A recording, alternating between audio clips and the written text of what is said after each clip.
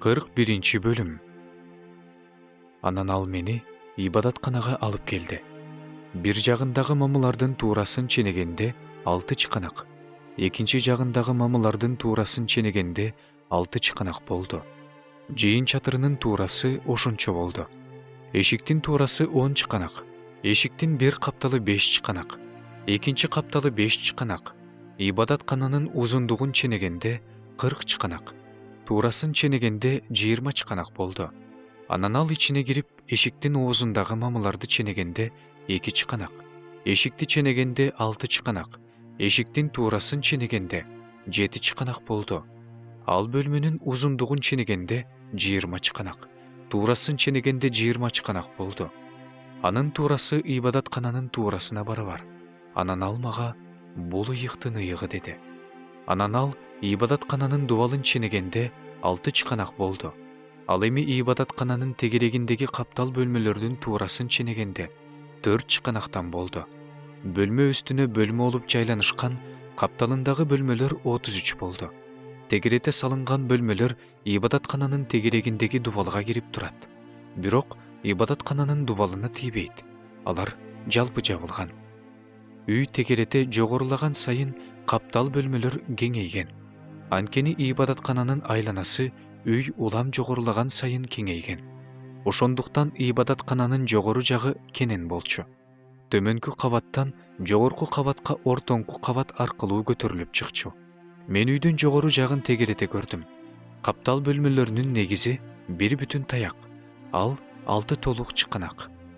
Сыртка чыгып турган каптал бөлмөлөрдүн дубалынын туурасы 5 чыканак. Ибадаткананын каптал бөлмөлөрүнүн жанында ачык жер бар. Ибадаткананын тегерегиндеги бөлмөлөрдүн арасындагы аралык 20 чыканак. Каптал бөлмөлөрдүн эшиктери ачык жерди карап турат. Бир эшиги түндүк жакты, бир эшиги түштүк жакты карайт. Ал эми бул ачык жердин туурасы 5 чыканак. Батыш тараптагы аянттын алдындагы имараттын туурасы 70 чыканак. Ушул имараттын дубалынын туурасы 5 чыканак. Узундугу 90 чыканак. Ал ибадаткананын узундугун ченегенде 100 чыканак болду.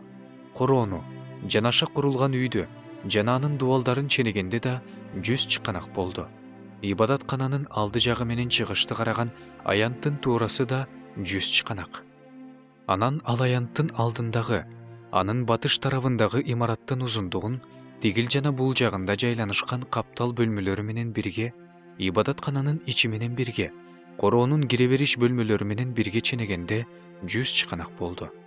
Эшик устундары жана тор терезелер 3 кабаттагы тегерете салынган каптал бөлмөлөрдүн эшиктеринин каршысы үйдүн тактысынан терезеге чейин жыгач менен капталган. Терезелер жабык турчу. Эшиктердин үстү, ибадаткананын ичи да, сырты да, дубалдын ички бети менен сырткы бети да жыгач менен капталган эле. Алардын бетине керуптар менен пальмалар түшүрүлгөн эле. 2 керуптун ортосунда бир пальма бар эле. Ар бир керуптун 2 бети бар эле. Пальманы бир жагынан адам бети, экинчи жагынан арстан бети карап турат. Ибадаткананын ичи бүт бойдон тегерети мына ушундай жасалган. Полдон эшиктин жогору жагына чейин керуптар жана пальмалар жасалган. Ибадаткананын дубалдары да ошондой. Ибадаткананын эшиктеринин кашектери 4 бурчтуу болчу. Ыйык жайга кирүүчү эшиктин көрүнүшү да ошол эшиктин көрүнүшүндөй эле. Бийиктиги 3 чыканак, узундугу 2 чыканак болгон курмандык чалынуучу жай жыгачтан болчу. Анын бурчтары, таканычы, капталдары жыгачтан эле. Анан ал мага бул Теңирдин алдындагы дасторкон деди. Ибадаткананын жана ыйыктын ыйыгынын 2ден эшиктери бар эле. Бул эшиктер 2 эшиктен турат экен. Экөө тең жылып турма. Биринчи эшикте 2 эшик, экинчи эшикте да 2 эшик. Ибадаткананын эшиктеринин бетине дубалдын бетиндегидей эле керуптар жана пальмалар түшүрүлгөн эле. Ал эми сыртта кире бериш бөлмөнүн алдында тактайдан жасалган секиче бар экен.